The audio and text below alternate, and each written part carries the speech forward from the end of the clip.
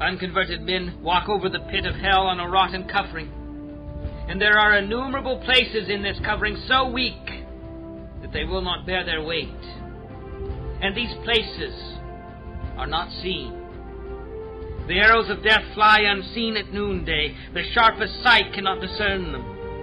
God has so many different, unsearchable ways of taking wicked men out of the world and sending them to hell, that there is nothing to make it appear that God had need to be at the expense of a miracle or go out of the ordinary course of its providence to destroy any wicked man at any moment. All the means that there are of sinners going out of the world are so in God's hands, and so universally and absolutely subject to His power and determination that it does not depend at all the less on the mere will of God whether sinners shall at any moment go to hell than if means were never made use of or at all concerned in the case. 8. The wrath of God is like great waters that are dammed for the present. They increase more and more, and they rise higher and higher till an outlet is given, and the longer the stream is stopped, the more rapid and mighty is its course when once it is let loose. It is true that judgment against your evil works has not been executed hitherto. The floods of God's vengeance have been withheld, but your guilt in the meantime is constantly increasing, and you are every day treasuring up more wrath. The waters are constantly rising and waxing more and more mighty, and there is nothing but the mere pleasure of God that holds the waters back, that are unwilling to be stopped and press hard to go forward. If God should only withdraw His hand from the floodgate, it would immediately fly open, and the fiery floods of the fierceness and wrath of God would rush forth with inconceivable fury, and would come upon you with omnipotent power, and if your strength were 10,000 times greater than it is, yea, 10,000 times greater than the strength of the stoutest, sturdiest devil in hell, it would be nothing to withstand or endure it. The bow of God's wrath is bent.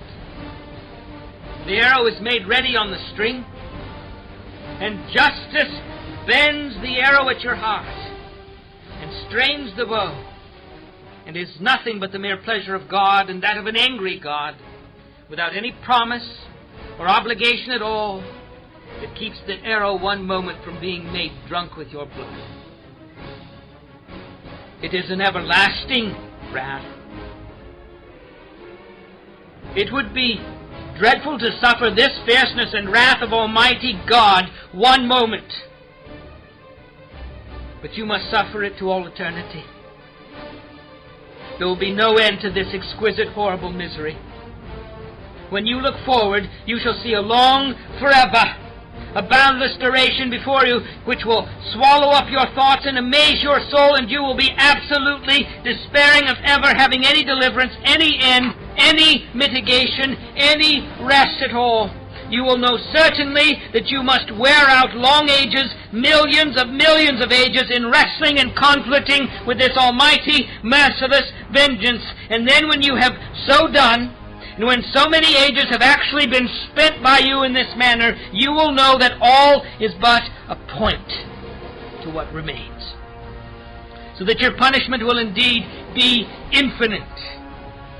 Oh, who can express what the state of a soul in such circumstances is? All that we can possibly say about it gives but a very feeble, faint representation of it. It is inexpressible and it is inconceivable. For who knows the power of God's anger? How dreadful is the state of those that are daily and hourly in the danger of this great wrath and infinite misery. But this is the dismal case of every soul in this congregation that has not been born again.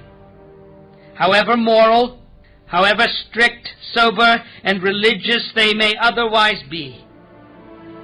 Oh, that you would consider it, whether you be young or old.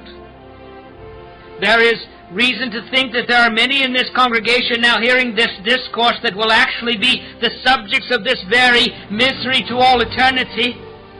We know not who they are, or in what seats they sit, or what thoughts they now have. It may be they are now at ease and hear all these things without much disturbance, and are now flattering themselves that they are not the persons, promising themselves that they shall escape.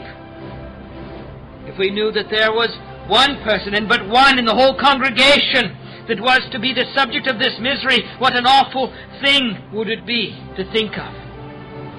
If we knew who it was, what an awful sight would it be to see such a person. How might all the rest of the congregation lift up a lamentable, bitter cry over him. But alas, instead of one, how many is it likely will remember this discourse in hell? And would it be a wonder if some that are now present should not be in hell in a very short time, even before this year is out? And would it be no wonder if some persons that now sit here in some seats of this meeting house in health and quiet and secure should be there before tomorrow morning?